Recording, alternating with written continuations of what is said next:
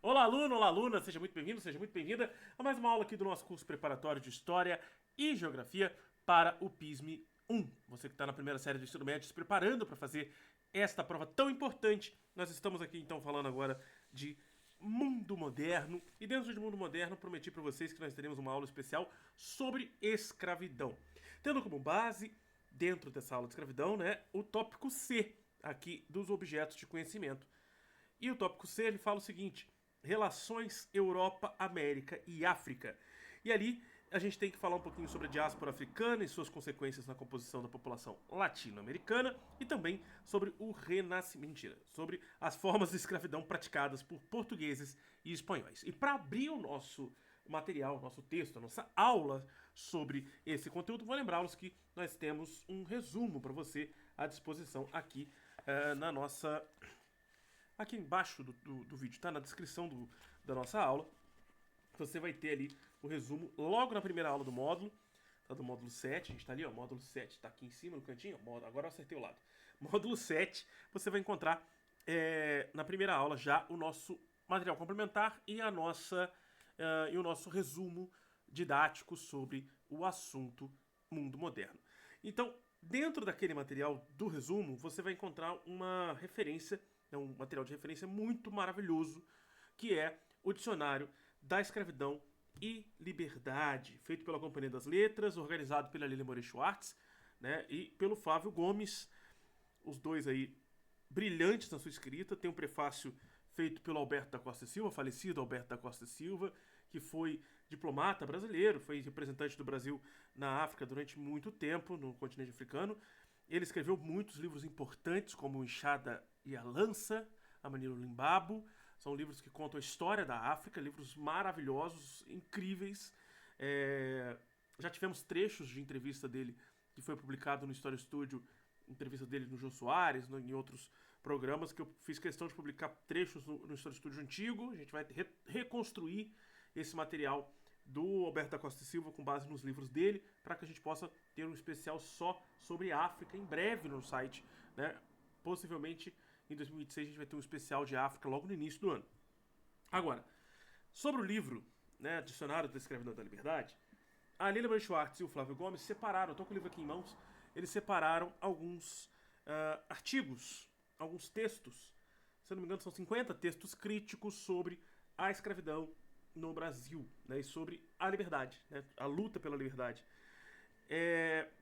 E também, óbvio, que a capa do livro, né, a capa do livro tem uma luva, e essa luva, vou mostrar para vocês a imagem representativa do livro com luva, que é essa aqui do meu lado, tá? Aqui com a luva tá aqui também na minha frente, eu acabei de remover para mostrar para vocês que quando a gente procura esse livro na internet, a gente acha essa imagem aqui, essa imagem que tá aqui, tá? O detalhe é que essa imagem não é a capa do livro, é a luva, que é um mapa desenhado, tem a referência no próprio mapa, tem a referência no próprio mapa, só um minuto que o mapa caiu.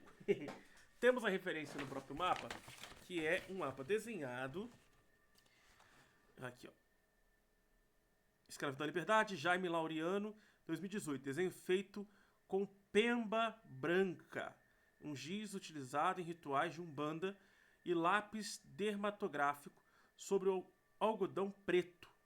Obra especialmente realizada para esta edição do livro O Dicionário da Escravidão e Liberdade. Tá? Então aqui está o mapa. Ó. É uma coisa... Vou abrir minha tela cheia de novo, para vocês verem de novo. Eu não ganhei nada mostrando isso pra vocês, tá? Mas aqui tá o mapa. É um mapa que mostra... É porque minha câmera tá invertida, mas mostra aí. É um mapa mundi, né? Desenhado à mão. Bem legal, né? Atrás é um bem vermelhão mesmo.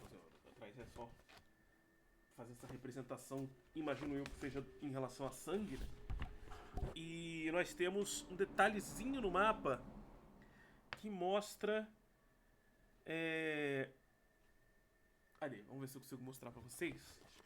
Que mostra as rotas comerciais do Atlântico, entre a África e a América do Sul, entre a África e Brasil, né?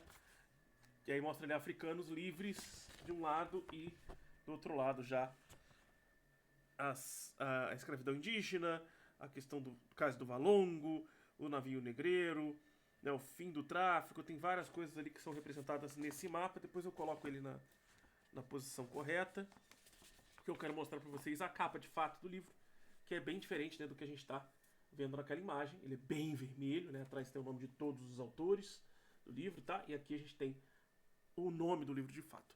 Por que eu estou mostrando tanto, fazendo tanta questão de trazer isso para vocês? Aqui tem várias imagens também no meio do livro, né, que mostram, aliás, tem 2 sessões de imagens que mostram a escravidão, vários momentos da escravidão, várias consequências da escravidão, né, como, por exemplo, a gente tem aqui a formação das comunidades remanescentes quilombolas, a gente tem algumas imagens que representam a pós-abolição, a escola Frente Negra com 2 professoras ao fundo, a gente tem crianças negras também sendo representadas, a gente tem várias imagens aqui, com a Gazeta de Notícias mostrando o Brasil livre, né, com o fim da escravidão aqui no canto. Então, além das imagens, é um dicionário de fato, ele é separado por letras. Cada letra tem ali o seu texto, né? E aí eu separei 2 textos para essa aula, tá? Vou lembrar que vai ser uma aula um pouco mais longa e por isso eu vou fazer como eu fiz na aula passada. Eu vou dividir em 2 pedaços. Para que eu possa me dedicar a falar sobre este livro. Para falar sobre os 2 textos que eu separei deste livro, tá? Dos 50 textos, eu separei 2, dá para ver aqui meu post-it aqui em cima. Eu separei 2 textos, tá?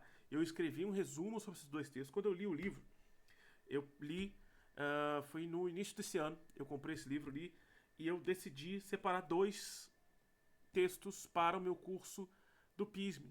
Textos esses que serviriam também para o meu curso do Enem. Então são os mesmos 2 textos que eu faço a leitura lá, eu fiz a leitura aqui. Então, obviamente, eu peguei minhas fichinhas, eu tenho um conjunto de fichinhas, é porque não pega na imagem aqui, né? Mas lá naquele canto eu tenho uma areazinha com folhas, post-its, fichas, 500 mil canetas, lápis, borracha, apontador, um monte de coisa. Um monte de coisa de material escolar. Então eu peguei minhas fichas, sentei do lado do meu livro aqui e fiz um fichamento. Depois, óbvio, que depois de ter feito tudo à mão, eu digitalizei para colocar para vocês o material. Então fica muito mais fácil a minha leitura aqui pelo digital e claro que se eu escaneasse as fichas e mandasse para vocês as fichas, vocês não entendem nada da minha letra. Mas tá aí, tá? Livro muito importante para quem quer entender a escravidão no Brasil. Vou deixar ele de lado, que eu não vou fazer a leitura integral do texto, eu vou fazer a leitura do meu resumo, que eu acho que facilita a vida da gente, tá? Vou começar então falando sobre o resumo do primeiro texto. O primeiro texto que eu separei é da letra E, escrito pelo Stuart B. Schwartz. Stuart B. Schwartz, ele é um brasilianista, tá? Ele é professor universitário nos Estados Unidos, ele é um americano, ele é um estadunidense, e ele é estudioso da história do Brasil, ok? Que tá muito ligado e muito influenciado também pela própria Lilia Marie Schwartz, que é uma antropóloga, historiadora brasileira, proprietária aí da Companhia das Letras, imortal da Academia Brasileira de Letras, vale lembrar da Lilia Marie Schwartz sobre isso. Mas antes de falar da Lilia, a gente tem que falar do Stuart B. Schwartz. Apesar do sobrenome ser parecido, né, eles não são, se eu não me engano, eles não são nem parentes. O sobrenome só é semelhante, né? Bom, Stuart Schwartz, ele analisa o processo histórico que levou à substituição gradual da mão de obra indígena pela mão de obra africana. Aliás, os 2 textos que eu escolhi falam sobre os indígenas e sobre os africanos escravizados no Brasil, tá? Então eu quero abrir essa aula falando sobre esses 2 assuntos. Falando, antes da gente chegar e entender a diáspora africana, entender as formas de escravidão praticadas por Portugal e Espanha, eu quero que vocês entendam que no Brasil os indígenas foram escravizados mesmo antes da chegada dos africanos. E durante a chegada dos africanos, os indígenas ainda eram escravizados. Foi um processo gradual, de acordo com o que eu vou trazer para vocês aqui do texto do Stuart Schwartz e do texto da Lilia Marie Schwartz com o Flávio Gomes, tá? São então os 2 textos que eu separei. Apesar da Lilia Marie Schwartz e o Flávio Gomes serem os organizadores da obra, eles também têm um artigo ali publicado dentro do livro, tá? Então vou começar aqui com a letra E, escravidão indígena e o início da escravidão africana, do Stuart Schwartz. Ele analisa esse processo histórico, então, que levou à substituição gradual da mão de obra indígena pela africana no mundo colonial americano.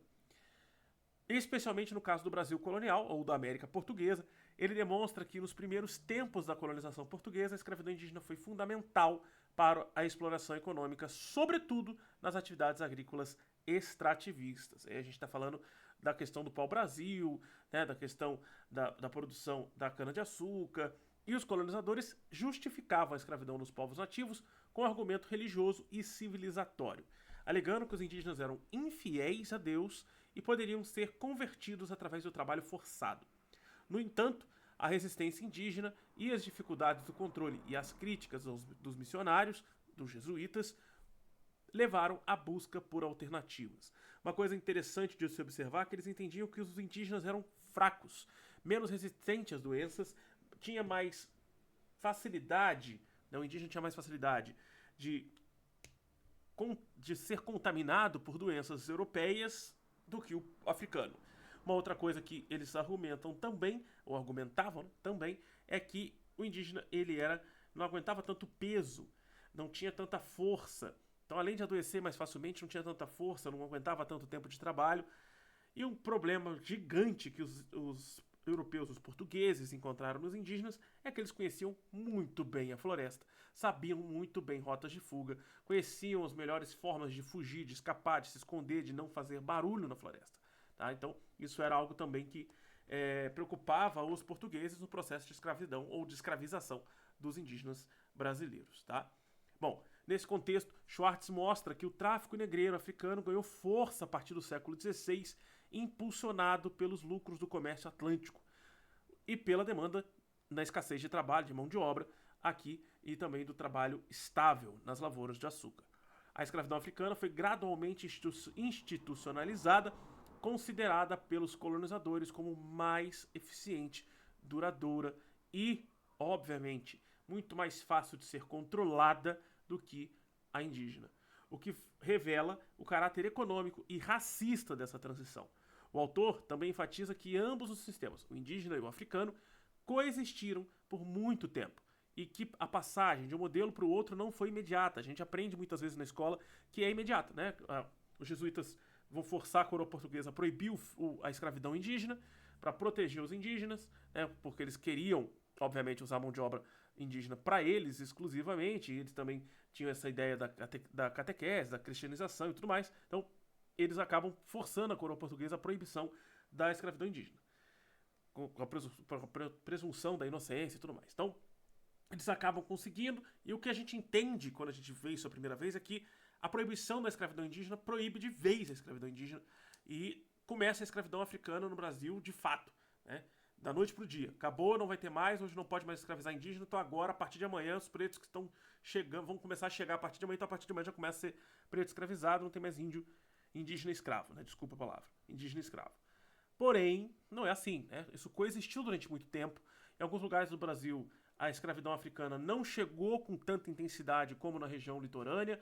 Em algumas capitanias hereditárias era muito mais caro, muito mais difícil chegar, era mais fácil escravizar os indígenas locais, então tinha muito indígena escravo ainda durante muito tempo, até que fosse estabelecida uma ordem maior sobre a escravidão africana, tá? Então, o resultado dessa miscigenação, dessa coexistência por muito tempo dos dois tipos de sistemas de escravidão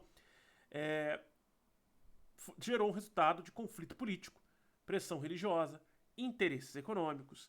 Assim, a formação da sociedade colonial brasileira se estruturou sobre a exploração sistemática de diferentes povos escravizados. Como consequência, profunda relação racial e social no país, e a gente vai ver uma miscigenação também desses povos. Uma coisa curiosa que ele traz, e também a Lilian Schwartz com o Flávio Gomes trazem também, é que durante esse período de coexistência dos sistemas de escravidão indígena e africana, nós tivemos aí alguns problemas entre esses dois grupos, tá? Os indígenas às vezes ajudavam os africanos a fugirem por dentro da floresta, ensinavam a eles métodos e técnicas para fugirem para dentro da floresta. Em outros lugares do Brasil, os indígenas entregavam africanos que fugiam, ou seja, escravizados africanos que fugiam pela floresta. Os indígenas entregavam o lugar, entregavam que esse cara tinha fugido para as autoridades, para o senhor de engenho. Em outras situações, os africanos escravizados entraram em conflitos com os indígenas. Em outras situações, nós tínhamos quilombos que misturavam indígenas e africanos escravizados. Em outros casos, os quilombos africanos escravizados não aceitavam indígenas ou escravizavam indígenas para uso de mão de obra. Então a gente teve várias situações ou de conflito ou de amizade entre povos indígenas e povos africanos escravizados no Brasil. Em muitos casos eles não se alinhavam ou não se aliaram contra a coroa ou contra o dominador, né? Eles tinham um instinto de sobrevivência muito maior. Então, em alguns casos, eles acabavam se unindo, mas não em combate contra a escravidão.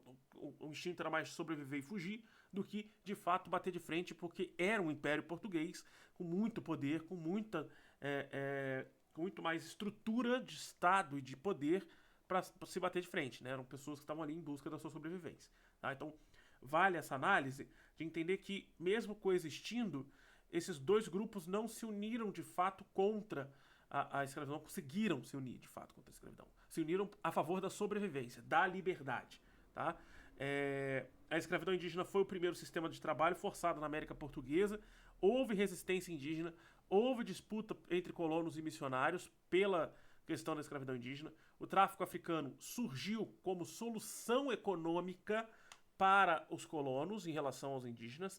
Houve uma transição gradual entre as duas formas de escravidão, foi lenta e cheia de tensões e conflitos, e o racismo e o lucro moldaram a estrutura escravista colonial, né? Principalmente quando a gente fala desse racismo em relação ao negro africano escravizado. Tá? O segundo texto que eu selecionei foi o texto Indígenas e Africanos, ou seja, o primeiro texto que eu selecionei é da letra E e o segundo texto é da letra I do nosso dicionário. Eu pulo ali algumas letras porque eu queria realmente falar com vocês sobre essa relação de indígenas e africanos no Brasil escravista colonial. Esse texto, como eu falei, é da Lília Moura Schwartz e do Flávio dos Santos Gomes, os dois que organizaram o dicionário, e nesse texto, tanto ele quanto ela, né, analisam o contexto histórico, social e cultural entre as populações indígenas e africanas no Brasil. Nesse contexto de colonização e da formação do Brasil, o texto rompe com a visão que separa rapidamente esses dois grupos, como já adiantei ali no texto do Stuart Schwartz. No contexto de colonização, né, a gente vai ver que ambos foram pilares da estrutura colonial e sofreram formas distintas, mas complementares de exploração e escravidão. Os autores também destacam que desde o início da colonização portuguesa, indígenas e africanos conviveram nos mesmos espaços. Fazendas, aldeamentos, vilas, cidades, como eu já citei antes, quilombos também. Estabelecendo relações de solidariedade, resistência e também de conflito. Essa convivência gerou misturas culturais, linguísticas, religiosas, fundamentais para a formação da cultura brasileira. Para que eu possa trabalhar isso, por exemplo, no fundamental, né, nos 8º anos, eu trabalho uma lista de palavras, que eu acho bem legal trabalhar. E aí, você que está na primeira série do ensino médio, se você já foi meu aluno no 8º ano, você já deve ter passado por essa lista de palavras, que é bem interessante. Eu pego uma listagem de palavras, vou deixar essa lista de palavras para vocês também, tá? Eu pego uma lista de palavras e vocês têm que adivinhar de onde são essas palavras. Se elas são de origem indígena ou são de origem africana. Essa lista é bem legal. Eu vou depois digitar essa lista toda, que eu faço ela ditada, eu faço ela falada para ver se os alunos sabem escrever tais palavras. Né? Então tem palavras que são simples, né? Amendoim, paçoca, mandioca, moleque, tá? São palavras que a gente está acostumado a falar no dia a dia no português do Brasil, mas que tem sua origem ou o seu significado de origem africano ou indígena, exatamente. Opa, bateu meu despertador aqui. Seja exatamente por causa dessa relação entre africanos e indígenas no processo de formação do Brasil, tá? E a palavra que eu mais gosto dessa lista, e que é a palavra que mais gera burburinho, é uma palavra africana. E eu vou deixar na lista e você vai ter que descobrir qual é a minha palavra favorita da lista aí das palavras. E é uma palavra africana, tá? Bom, é uma piada, é uma brincadeira, mas vocês vão ver aí na lista aí que é uma palavra polêmica. Bom, essa mistura cultural, linguística, religiosa é fundamental para a cultura brasileira. Então a gente vai perceber, tanto para a Lília quanto pro Flávio, que eles argumentam, né, que a história da escravidão não pode ser entendida apenas pela ótica africana. A escravização indígena foi igualmente central nos séculos XVI e XVII e coexistiu com o tráfico atlântico negreiro africano. A substituição progressiva da mão de obra indígena pela africana não significou o desaparecimento dos povos nativos na cultura e na reconfiguração de formas de resistência na presença social. O texto também ressalta a importância de superar a visão de que indígenas e africanos foram apenas vítimas da colonização. Ambos os grupos atuaram ativamente na construção da rede de sobrevivência, fugas, alianças, comunidades autônomas, nos conflitos entre eles, nos quilombos e mocambos, que muitas vezes reuniam grupos de origens diversas. Por fim, os autores propõem uma leitura integrada da história colonial, na qual indígenas africanos não são só sujeitos históricos fundamentais, né? Eles também são, né? Eles não são só vítimas da história, mas também são sujeitos históricos fundamentais, cujas experiências e culturas entrelaçaram e marcaram profundamente a formação da nossa sociedade, da nossa economia e da identidade brasileira, da identidade nacional. A gente tem vários grupos étnicos, religiosos, de culturas indígenas, de culturas africanas diversas. Eu vi um estudo recentemente de uma universitária na Bahia que ela foi estudar o porquê que em algumas regiões da Bahia se usa um tipo de expressão, de gíria, em outras regiões da Bahia outra expressão e outras gírias. Ela foi descobrindo que eram grupos de escravizados de países ou de regiões diferentes da África, e por isso que tem gírias distintas, porque tem uma origem linguística africana, tá? Bom, por fim, as principais ideias desse texto foram: os indígenas africanos foram explorados simultaneamente, tiveram papéis centrais na colonização. A convivência entre esses dois grupos gerou trocas culturais e redes de solidariedade e resistência. A escravidão indígena e africana coexistiram, influenciando mutuamente. E agora minha câmera fechou pra vocês. E ela voltou torta. Ai, que beleza. Ela vai virar de novo. Vai virar? Não vai virar. E não virou. Fechou. Mas fico com essa imagem aí, só pra eu terminar meu texto aqui, a gente vai pra próxima aula. A escravidão indígena e africana, então, coexistiram. É necessário romper com visões que isolam e hierarquizam as experiências desses povos. A história do Brasil colonial deve ser compreendida de forma interconectada e plural, reconhecendo, então, o protagonismo indígena e africano durante todo esse período da história colonial do Brasil.